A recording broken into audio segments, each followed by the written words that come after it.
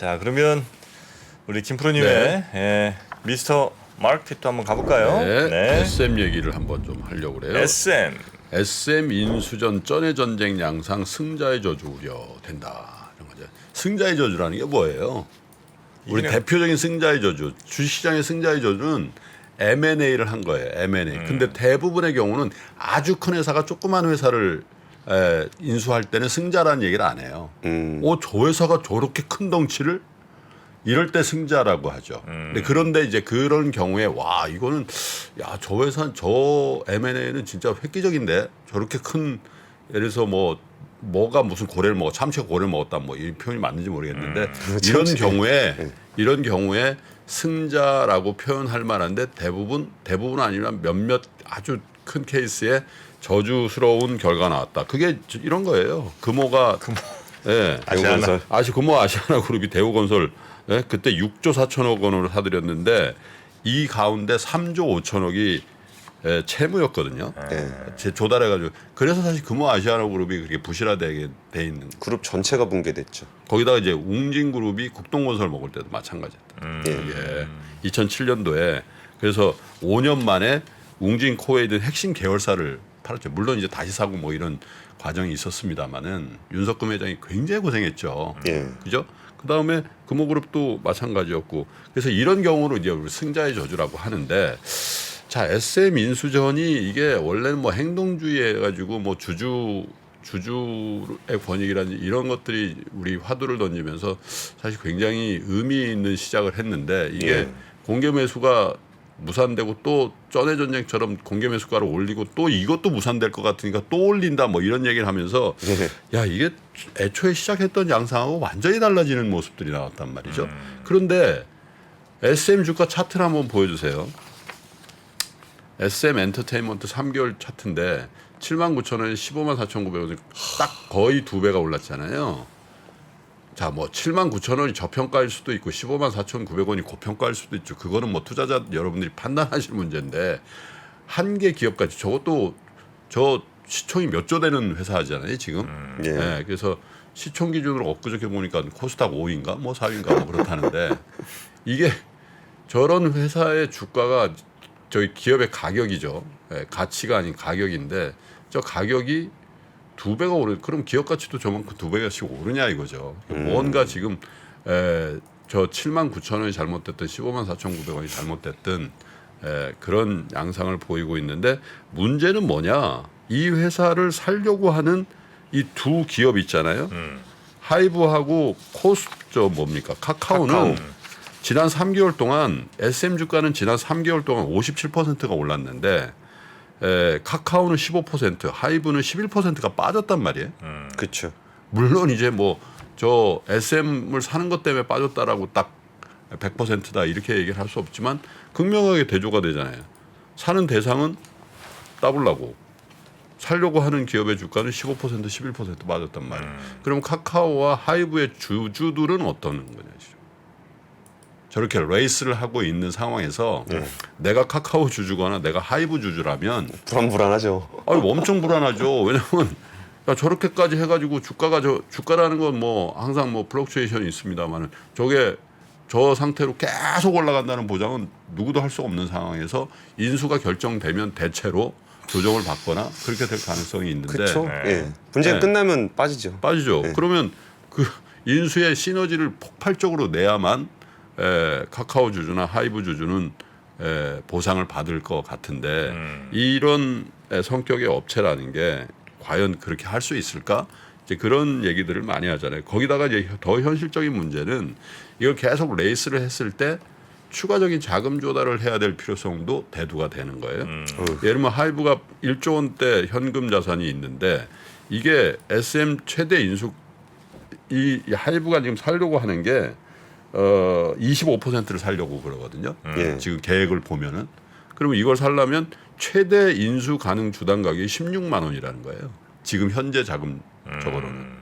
예. 그럼 카카오는 뭐 조금 더 여유가 있다고 하지만 그래서 이걸 잘 생각해봐야 될 부분이 있다. 물론 이제 뭐 갖고 계신 분들은 얼마나 즐겁겠어요. 개런티를 해주고 있는 상태에서 더 오르니까 야 또 18만 원 들어온다. 뭐 그것도 실패하면 그럴 수 있으니까 이런 이른바 꽃놀이패를 갖고 있는 패인데 그래서 정프로도 거의 SM 주가 나올 때마다 굉장히 강력한 유혹을 느끼죠.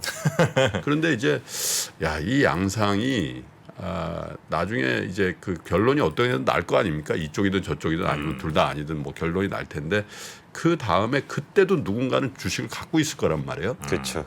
근데 그 주주들은 어떻게 될까도 생각해보고 또 이런 인수전에 많은 돈이 들어가지만 또 한편으로는 인수가 무산이 됐을 경우에 그 자녀 지분이라든지 이런 것들을 갖게 됐을 경우에 어중간하죠. 어중간해지는 그 회사는 어떻게 될 거냐. 주주의 입장에서는 참 머리가 아픈 일들이에요.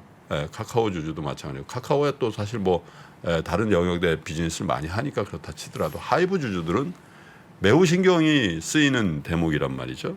그래서 SM 인수전을 보면서 이게 그 애초에 시작했던 양상에서 많이 벗어나 있고 또 거기에 이제 개인 투자자 여러분들도 물론 이제 늦게라도 산 분들은 뭐 어느 정도의 수익이 났을 수도 있고 그렇습니다만은 항상 이 인수전이 끝난 다음에 인수에 성공한 기업의 주가 또 비즈니스는 늘 관심의 대상인데 뭐 이번의 경우에도 아까 말씀드린 금호아시아나라든지 뭐 웅진의 전례를 꼭 밟는다 이렇게 말씀드릴 수는 없지만 어쨌든 인수 가격은 굉장히 부담스러운 가격에 와 있다. 왜냐하면 원래 카카오가 주당 9만 원에 9.05% 지분을 확보하려다 실패된 거 아니에요, 이게. 그렇죠. 그죠? 네. 9만 원에 살려고 했던 거거든요. 하이브는 12만 원에 살려고 했던 건데 예. 지금 18만 원 얘기가 나오고 있는 상황이잖아요. 시장에. 그래서 이 인수 전에 전의 전쟁이라는 얘기 이런 단어가 나오는 거는 사실 전체 자본시장을 위해서도 그렇게 바람직한 건 아니고 또 투자자 여러분들께서도 물론 이제 공개 매수라는 굉장히 생경한 그런 것들을 이제 혜택을 보는 그런 경험을 하다 보면 이게 이 주가에 대해서 굉장히 무덤덤해질 가능성이 있거든요. 그렇죠. 근데 지금은 좀 민감하게 보셔야 될 때가 아닌가 이런 생각이 들고 네. 그리고 뭐 이 자본시장이 굉장히 큰 이슈가 지금 돼 있는데 어쨌든 이게 다른 충격을 주지 않고 잘 마무리가 됐으면 좋겠다 그런 생각도 좀 듭니다. 그리고 한 가지 더 말씀드리자면 애초에 얘기가 됐던 주주의 권익이라든지 이런 부분은 어떤 쪽으로 가든 간에 꼭 담보돼야 되겠다 이런 생각이 좀 듭니다. 네. 하도 이게 뭐 난장판이 돼 버리니까 금감원까지 저길 얘기하고 있더라고요. 니네 감독 원장이 직접 얘기했잖아요. 예. 이거 지금 지켜보고 있다. 그러니까 어쨌든 뭐 그게 전쟁을 하는 건 좋은데 거기에 뭐 시세 조정이라든지 뭐 이런 것이 발생하지 않도록 하라는 얘기였어요. 그 왜냐면은 그 12만 원, 뭐 15만 원 이렇게 선이 있으면은 이게 뚫리면은 공개 매수하기가 어려워지잖아요. 근데 왠지 관련된 계좌 쪽에서 매수 어제도 움직임들이 보니까 뭐 IBK 증권 판교 지점인가요? 거기에 뭐 한 개 계좌가 아니라 대거산 계좌가 아니라 다수의 계좌라고 뭐 그렇게 그런 보도되고 설명, 그러니까 있는데. 그렇죠. 한쪽 창구에서 쫙 나오니까 이거 좀 시세 조정하려고 그러는 거 아니냐 그래서 IBK 쪽에서는 한 명이 산 게 아니라 여러 명이 산 게 몰린 거다 뭐 이렇게 설명을 좀 하고는 있습니다만 네. 어쨌든 금융감독원에서는 이 상황에서 좀 인위적으로 주가를 움직이려고 그러는 것에 대해서는 엄밀하게 보겠다라는 얘기를 좀 하고 그리고 있습니다. 뭐 사실 이 말씀까지는 안 드려도 되는데 투자라는 게 여러분 많은 대안이 있잖아요. 그런데 꼭 화제가 되는 그 현장에 들어가서 나는 꼭 참여해야 되겠다라는 강박을 갖고 있는 분들이 많거든요. 우리 정부를 비롯해서. 그러실 필요 없습니다, 여러분. 투자에 대한 여러 가지가 있고 또 대체로 보면 많은 얘기들이 나오는 그 국면에는 결과적으로는 뭐 좀 수익이 날 수도 있지만 사실 그 투자의 본질은 그게 아니고 큰 수익이 나지는 않습니다, 대부분. 물론 이제 뭐 저 7만 원대부터 산 분들이 얼마나 해피하겠어요. 근데 지금 국면에서는 어쨌든 좀 조심히 하셨으면 좋겠습니다. 뭐 화제되는 것도 하지 말고 조용한 애들은 3년 내내 지금 기고 있는데 뭐 하라는 겁니까? 할 게 없어요. 요즘 바짝 부쩍 내부 총질을 많이 하십니다. 그러면 나는 뭘로 먹어봐. 좀 뭐 리딩 강 하나 소개시켜 드릴까요? 와 문자 진짜 많이 오더라. 요즘은 근데 3% 사칭 문자는 좀 준 것 같아요, 그죠? 네. 그냥 리딩방이 참 많아진 것 같은데. 아이고야. 사칭할 분들이 뭐 많이 늘었겠지. 자, 그러면 뉴스 3은 여기서 마무리하고요. 네. 우리 박병창 이사님 좀 모셔볼까요? 네. 오늘 고생하셨습니다. 권수리 팀장님 고맙습니다. 예, 감사합니다. 3프로TV가 전국 방방곡곡 숨어있는 주식 고수를 찾습니다. 내가 박근형 부장, 염승환 이사보다 시장을 더 잘 본다. 내가 이선엽 이사보다 종목 선정이 뛰어나다. 내가 박병창 이사보다 차트 분석 더 잘한다. 이렇게 자부하는 분들, 저 정프로에게 오십시오. 여러분의 실력을 마음껏 뽐낼 수 있도록 판을 깔아드리겠습니다.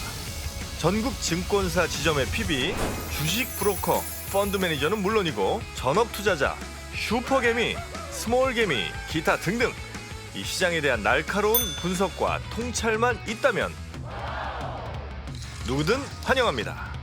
숨은 고수 여러분의 많은 참여 부탁드립니다. 팔로우 미.